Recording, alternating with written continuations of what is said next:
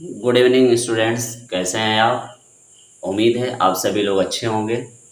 मैं आज की शुरुआत एक शायरी के साथ कर रहा हूँ।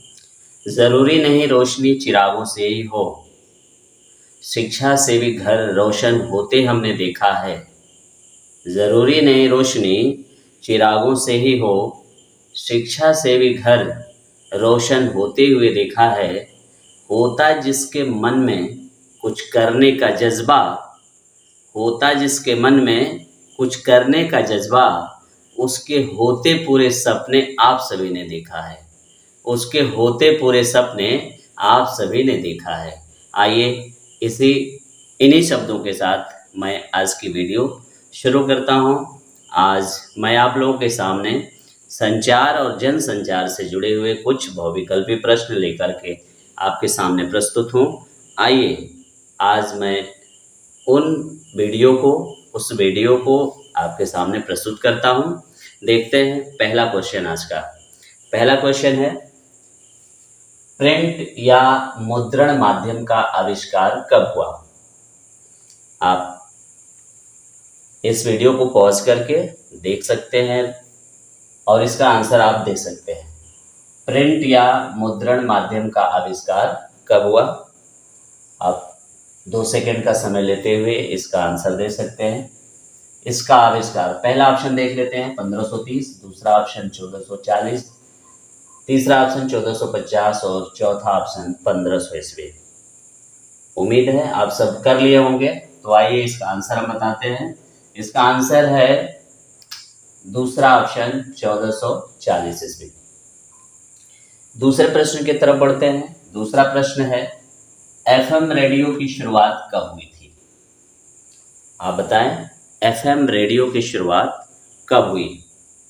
पहला ऑप्शन 1993, दूसरा ऑप्शन 1876, तीसरा ऑप्शन 1785 और चौथा ऑप्शन 1989। 2 मिनट का समय तो बहुत ज़्यादा हो जाएगा। खैर, उम्मीद है आप कर लिए होंगे। आइए इसका आंसर हम देखते हैं। एफएम रेडियो की शुरुआत सबसे पहले 1993 ईस्वी में की गई। इसके बाद तीसरा प्रश्न देखते हैं, भारत में पहली बार पत्रकारिता की शुरुआत की गई। भारत में पहली बार पत्रकारिता की शुरुआत कब की गई। इसके लिए ऑप्शन देख सकते हैं आप, 1780, 1876, 1985 और 2007। इन 4 ऑप्शन में से आपका आंसर क्या होगा। आप बताएं अपना आंसर। आइए देखते हैं इसका आंसर।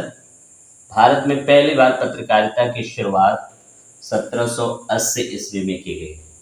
कब की गई। 1780 ईस्वी में बंगाल गजट के नाम से वो पत्रिका प्रकाशित की गई थी, जो कोलकाता से शुरू की गई थी। उसमें बंगाल गजट अंग्रेजी में पत्रिका शुरू की गई थी। फिर बाद में अंग्रेजों के विरोध करने पर उसको जब्त कर दिया गया, मीन्स बंद कर दिया गया। आइए चौथे प्रश्न की तरफ जाते हैं। चौथा प्रश्न आपका है, भारत में पहली पत्रिका का संपादन किसने किया। बहुत बढ़िया क्वेश्चन है ये। भारत में पहली बार पत्रिका का संपादन किसने किया। अगस्त हिक्की, दूसरा जुगल किशोर, तीसरा दोनों ने और चौथा इसमें से कोई नहीं। आपका आंसर 5 सेकंड में आना चाहिए। उम्मीद है आप इसका आंसर दे पाएंगे।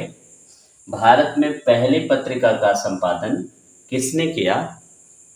इसका आंसर है अगस्त हिक्की ने।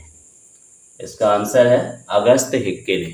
अगस्त हिक्की ने ही भारत में कोलकाता से बंगाल गजट जो पत्रिका थी उसकी शुरुआत किया था।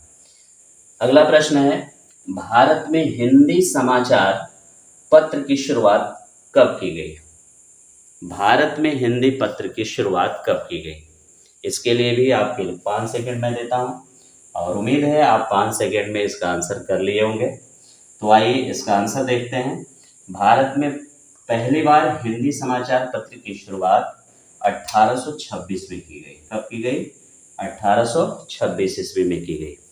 और आइए देखते हैं अगला प्रश्न, प्रथम हिंदी पत्र का क्या नाम था? बहुत बढ़िया प्रश्न है। उम्मीद है आप सभी लोग इसको कर लेंगे।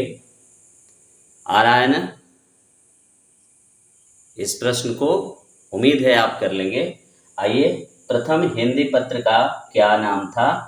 पहला ऑप्शन है उदंत मार्तंड, दूसरा ऑप्शन केसरी, तीसरा ऑप्शन नवभारत और चौथा ऑप्शन दैनिक जागरण। उम्मीद है आप सब लोगों से ये प्रश्न हो गया होगा। तो इसका आंसर होगा हिंदी पत्र का क्या नाम था? इसका नाम था उदंत मार्तंड। पहली बार इसकी भी शुरुआत हुई थी कोलकाता से ही, और इसकी शुरुआत करने वाले कौन थे? जुगल किशोर शुक्ल थे, जो कोलकाता से ही शुरू किए थे और ये साप्ताहिक पत्रिका थी। तो आइए इसी के साथ अगला प्रश्न देखते हैं। प्रश्न नंबर 7 है, भारत में प्रथम अंग्रेजी अखबार का नाम क्या था? भारत में प्रथम अंग्रेजी अखबार जो छपा था उसका क्या नाम था? ऑप्शन है उदंत मार्तंड, दूसरा ऑप्शन बंगाल गजट, तीसरा ऑप्शन परफेक्ट और चौथा ऑप्शन कोई नहीं। उम्मीद है आपको ये सवाल आ जाएगा, आप इसे कर सकते हैं और कर लेंगे, कर भी लिए होंगे। तो आइए इसका आंसर देखते हैं। भारत में प्रथम अंग्रेजी अखबार का नाम क्या था? तो इसका आंसर होगा बंगाल गजट। जो पहली बार भारत में अंग्रेजी अखबार छपा था उसका नाम था बंगाल गजट, जो कोलकाता से शुरू हुआ था। आइए अगला प्रश्न देखते हैं। संचार किस धातु से बना है? ध्यान दें, संचार किस धातु से बना है? उम्मीद है आप इस प्रश्न का जवाब बहुत ही आसान तरीके से दे देंगे, कोई प्रॉब्लम आपको नहीं आनी चाहिए। संचार किस धातु से बना है? पहला ऑप्शन अचर धातु से, दूसरा चार धातु से, तीसरा चर धातु से और चौथा सम धातु से। उम्मीद है आप सवाल कर लिए होंगे। तो आइए इसका हम आंसर देखते हैं। संचार किस धातु से बना है? इसका सही जवाब होगा चर धातु से बना है। किससे बना है? चर धातु से बना है। आइए अगले प्रश्न की तरफ चलते हैं। संचार को कहते हैं, जो संचारक होता है, संचारक को कहते हैं, जो संचारक होता है उसे किस नाम से और जानते हैं, क्या कहते हैं? पहला ऑप्शन स्रोत, दूसरा ऑप्शन डिकोडिंग, तीसरा ऑप्शन कोडिंग एंड चौथा ऑप्शन रिसीवर। उम्मीद है आपका जवाब आ गया होगा। आइए हम अपना जवाब आपको देते हैं। संचारक को कहते हैं स्रोत। क्या कहते हैं? स्रोत कहते हैं। अब इसके बाद फिर अगला प्रश्न देखते हैं। प्रश्न नंबर 10 बहुत बढ़िया प्रश्न है, फिल्म जगत से है ये प्रश्न। पथेर पंचाली फिल्म के संपादक कौन थे? पाथेर पंचाली फिल्म आप देखे होंगे और उसके संपादक का भी नाम जानते होंगे। आज वही प्रश्न आपके सामने है। पहला प्रश्न मृणाल सेन, दूसरा सत्यजीत राय, तीसरा श्याम बेनेगल और चौथा सध्यो। ये 4 ऑप्शन हैं। इन 4 ऑप्शन में से कोई एक ऑप्शन सही है। आप बताएं वो कौन सा ऑप्शन है जो सही होगा। उम्मीद है आप इसको कर लिए होंगे। इसका आंसर होगा पाथेर पांचाली के जो संपादक थे उनका नाम था सत्यजीत राय। वो कौन है? सत्यजीत राय हैं, जिन्होंने सबसे पहले इस पाथेर पंचाली को बनाने में कितने समय लगा दिए। उस समय ये आज के जैसे सिस्टम नहीं थे, इस वजह से बहुत ज़्यादा समय उसमें लग गया था। तो आइए अगला प्रश्न देखते हैं। प्रश्न 11 है, सबसे प्रभावी एवं सशक्त संचार माध्यम है। सबसे ज़्यादा प्रभावी एवं सशक्त संचार माध्यम है, वो कौन सा है? पहला ऑप्शन रेडियो, दूसरा ऑप्शन दूरदर्शन, तीसरा ऑप्शन सिनेमा और चौथा ऑप्शन कंप्यूटर। उम्मीद है इसका जवाब आप दे लेंगे। आइए इसका जवाब देखते हैं। सबसे प्रभावी एवं सशक्त संचार माध्यम है, आप बताइए। चलिए आंसर देखते हैं। दूरदर्शन सबसे सशक्त और प्रभावशाली संचार का ये माध्यम है। आप जानते हैं कोई भी काम कहीं भी यदि हो रहा है उसे तुरंत लाइव कर दिया जाता है और हज़ारों करोड़ों की संख्या में बैठ कर के लोग एक ही समय में उस संचार का, उस समाचार का उसका दर्शन करते हैं या उस समाचार को जान पाते हैं। आइए अगले प्रश्न की तरफ देखते हैं। 12वां प्रश्न है, सभी संचार माध्यमों का मिला जुला रूप है। इसको तो आप ही बताएंगे, मैं नहीं बता सकता, क्योंकि आपको ये पता है, आप जानते हैं इसको। वो क्या है? सभी संचार माध्यमों का मिला जुला रूप है। ऑप्शन देखते हैं, दूरदर्शन, रेडियो, इंटरनेट और पुनः रेडियो आ गया है, इसके जगह आप आगे लिख लीजिए कंप्यूटर। ये मिसप्रिंट है, कंप्यूटर। तो ये रेडियो नहीं होगा, अब यहाँ पे आप कंप्यूटर कर सकते हैं। तो पहला ऑप्शन दूरदर्शन, रेडियो, इंटरनेट और कंप्यूटर, क्या इसका आंसर होगा? आइए देखते हैं इसका आंसर। इसका आंसर होगा इंटरनेट। यह इंटरनेट सभी संचार माध्यमों का मिला जुला रूप होता है। और इसके बाद फिर नेक्स्ट प्रश्न देखते हैं, किस संचार में प्रतिपुष्टि यानी फीडबैक तत्काल प्राप्त होता है? बहुत बढ़िया प्रश्न है। संचार आप पढ़े होंगे, जनसंचार पढ़े होंगे, तो उम्मीद है थोड़ा सा भी ध्यान देंगे तो ये सवाल आपसे बन जाएगा। तो देखिए, किस संचार में प्रतिपुष्टि फीडबैक तत्काल प्राप्त होता है? तुरंत फीडबैक मिल जाता है। ऑप्शन है अंतःवैयक्तिक संचार, दूसरा ऑप्शन है अंतर्वैयक्तिक संचार, तीसरा ऑप्शन है समूह संचार और चौथा ऑप्शन है कोई नहीं। बताएं। दो ऑप्शन में मुझे उम्मीद है कि आप कंफ्यूज होंगे, अंतर्वैयक्तिक और अंतर्वैयक्तिक। क्या मैं सही बोल रहा हूँ? इन दोनों में ही आप कंफ्यूज होंगे। आइए इसका आंसर हम बताते हैं। किस संचार में प्रतिपुष्टि फीडबैक तत्काल प्राप्त होता है? इसका आंसर होगा अंतर्वैयक्तिक संचार। अंतर्वैयक्तिक संचार में तुरंत प्रतिपुष्टि मिलती है, तुरंत फीडबैक मिलता है। तो अब अगले प्रश्न की तरफ हम बढ़ते हैं। आइए अगला प्रश्न देखते हैं। आइए अगले प्रश्न की तरफ चलते हैं। प्रश्न नंबर 14 है, AIR का दूसरा नाम है।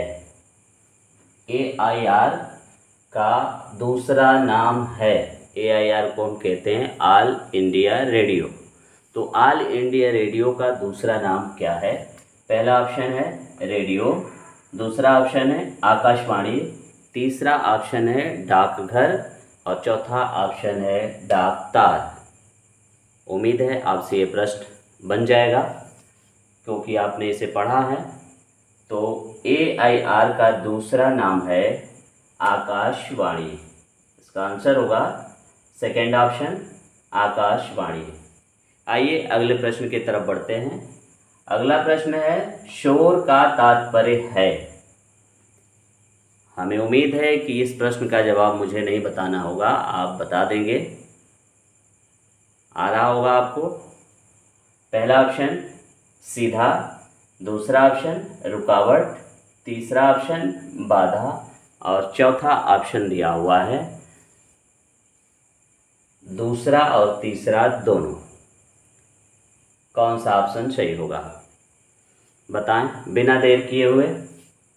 पहला सीधा, दूसरा ऑप्शन रुकावट, तीसरा ऑप्शन बाधा और चौथा ऑप्शन दूसरा और तीसरा दोनों। आइए हम इसका आंसर देखते हैं। इसका आंसर होगा चौथा ऑप्शन दूसरा और तीसरा दोनों। मीन्स रुकावट भी होता है और बाधा भी होता है, शोर का मतलब, शोर का अर्थ। आइए अगले प्रश्न की तरफ बढ़ते हैं। अगला प्रश्न है, भारत में पहली मूक फिल्म बनाने का श्रेय जाता है। बहुत बढ़िया प्रश्न है। भारत में पहली बार मूक फिल्म बनाने का श्रेय किसे जाता है? पहला ऑप्शन है दादा साहब फाल्के, दूसरा ऑप्शन है विल्मर श्रैम, तीसरा ऑप्शन है एडिसन और चौथा ऑप्शन है कोई नहीं। आप बताएं मूक फिल्म बनाने का श्रेय किसे जाता है? उम्मीद है आप कर लेंगे इसको और आपका आंसर आ भी चुका होगा। आइए इसका आंसर हम देखते हैं। दादा साहब फाल्के मीन्स पहला ऑप्शन उम्मीद है आप कर लिए होंगे और यही ऑप्शन सही भी है, दादा साहब फाल्के। इस तरीके से आइए अगले प्रश्न की तरफ चलते हैं। 17वां प्रश्न है आपका, टेलीविज़न का आविष्कार किसने किया? टेलीविज़न का आविष्कार, टीवी जिसे हम कहते हैं, उसका आविष्कार किसने किया? दूरदर्शन के भी नाम से उसको हम जानते हैं। तो इसका आविष्कार किसने किया? पहला ऑप्शन है एडिसन, दूसरा ऑप्शन है जेनर, तीसरा ऑप्शन है न्यूटन और चौथा ऑप्शन है J.L. बेयर्ड। क्या आपको पता है टेलीविज़न का आविष्कारक कौन है? किसने किया था टेलीविज़न का आविष्कार? आइए ऑप्शन देखते हैं, आंसर देखते हैं इसका। Edison, Jenner, Newton, J.L. Baird. शायद चौथा ऑप्शन सही होगा। आप क्या बता रहे हैं? चौथा ही ऑप्शन है? हाँ करेक्ट, चौथा ऑप्शन सही है, J.L. बेयर्ड। टेलीविज़न का आविष्कारक कौन है? J.L. बेयर्ड। आइए अगले प्रश्न की तरफ बढ़ते हैं। अगला प्रश्न है, पहली मूक फिल्म कौन थी? बताएं पहली मूक फिल्म कौन थी? पहला ऑप्शन आलम आरा, दूसरा ऑप्शन राजा हरिश्चंद्र, तीसरा ऑप्शन पथेर पांचाली और चौथा ऑप्शन इसमें से कोई नहीं। 5 सेकेंड का समय लीजिए और इसका आंसर बताइए। उम्मीद है आप इसका आंसर कर लिए होंगे। आइए देखते हैं पहली मूक फिल्म कौन थी। इसका ऑप्शन देखते हैं, आलम आरा, राजा हरिश्चंद्र, पथेर पांचाली, इसमें से कोई नहीं। तो पहली मूक फिल्म थी राजा हरिश्चंद्र, दूसरा ऑप्शन सही होगा, राजा हरिश्चंद्र। यह पहली मूक फिल्म थी जो 1913 में बनाई गई थी। कब बनाई गई थी? 1913 में पहली मूक फिल्म बनाई गई थी जिसका नाम था राजा हरिश्चंद्र। आइए इसी से जुड़ा हुआ एक और प्रश्न है। अगला प्रश्न देखते हैं, पहली बोलती फिल्म आलम आरा कब बनी? पहली बोलती फिल्म आलम आरा कब बनी? ध्यान रखिए, पहली मूक फिल्म राजा हरिश्चंद्र और पहली बोलती फिल्म कौन थी? आलम आरा थी और बनी कब? ये ऑप्शन आपको देखना है। ऑप्शन है इसका 1913, दूसरा ऑप्शन 1931, तीसरा ऑप्शन 1950 और चौथा ऑप्शन 1945 ईस्वी। आप बताएं, उम्मीद है आप इसे कर लेंगे। पहली बोलती फिल्म आलम आरा कब बनी? आइए इसका आंसर देखते हैं। पहली बोलती फिल्म आलम आरा 1931 में बनी। कब बनी? 1931 में। 1913 में मूक फिल्म बनी हुई थी राजा हरिश्चंद्र और 1931 में बनी आलम आरा। अब सोचिए 1931 1913 को याद करने का बड़ा आसान तरीका है। ये 1913 13 और ये क्या है 31, बस 1331। बस ध्यान रखना है कि 31 में क्या हुआ और 13 में क्या हुआ। मीन्स आलम आरा कब बनी? 1931 में। आइए अगले प्रश्न की तरफ चलते हैं। संचार की दूसरी प्रक्रिया है। बहुत बढ़िया प्रश्न है ये, संचार जनसंचार वाले प्रश्न से चैप्टर से है। संचार की दूसरी प्रक्रिया है। पहला कूटीकृत, दूसरा फीडबैक, तीसरा डिकोडिंग, चौथा सभी। अब आप इसको बताएं, संचार की दूसरी प्रक्रिया क्या है? मुझे उम्मीद है आप कर लिए होंगे। संचार की दूसरी प्रक्रिया कौन सी होगी? डिकोडिंग। कौन सी होगी? डिकोडिंग। कूटीकृत नहीं है, फीडबैक नहीं है, डिकोडिंग होगी संचार की दूसरी प्रक्रिया। आइए इसी के साथ अंतिम प्रश्न आपके लिए मैं छोड़ता हूं और उससे पहले मैं आपको एक जोशीली शायरी बताना चाहता हूँ, सुनाना चाहता हूँ। आइए उस शायरी को देखते हैं। दुनिया का हर शौक़ पाला नहीं जाता। ये सच है कि दुनिया का हर शौक़ पाला नहीं जाता, कांच के खिलौनों को उछाला नहीं जाता। दुनिया का हर शौक़ पाला नहीं जाता, कांच के खिलौनों को उछाला नहीं जाता। मेहनत करने से मुश्किलें हो जाती हैं कम। मेहनत करने से मुश्किलें हो जाती हैं आसान, क्योंकि हर काम तकदीर पे टाला नहीं जाता। क्योंकि हर काम तकदीर पे टाला नहीं जाता। तो दोस्तों, उम्मीद है आपको यह मेरी वीडियो अच्छी लगी होगी, और यदि अच्छी लगी है तो मेरे चैनल को सब्सक्राइब करें, लाइक करें और शेयर करना ना भूलें। और अंतिम प्रश्न मैं आपके लिए छोड़ता हूँ, इसे आप कमेंट बॉक्स में ज़रूर बताएं। आइए देखते हैं अंतिम प्रश्न। भारत का पहला समाचार वाहक किसे माना जाता है? भारत का पहला समाचार वाहक किसे माना जाता है? पहला ऑप्शन है विष्णु, दूसरा ऑप्शन है भगवान शंकर, तीसरा ऑप्शन है देवर्षि नारद, चौथा ऑप्शन है माँ सरस्वती। इस चारों में से कौन सा ऑप्शन सही है, इसको आप कमेंट बॉक्स में बताएंगे। और यदि नहीं तो फिर मैं ज़रूर आपका आंसर दूंगा। तब तक के लिए धन्यवाद, नमस्कार।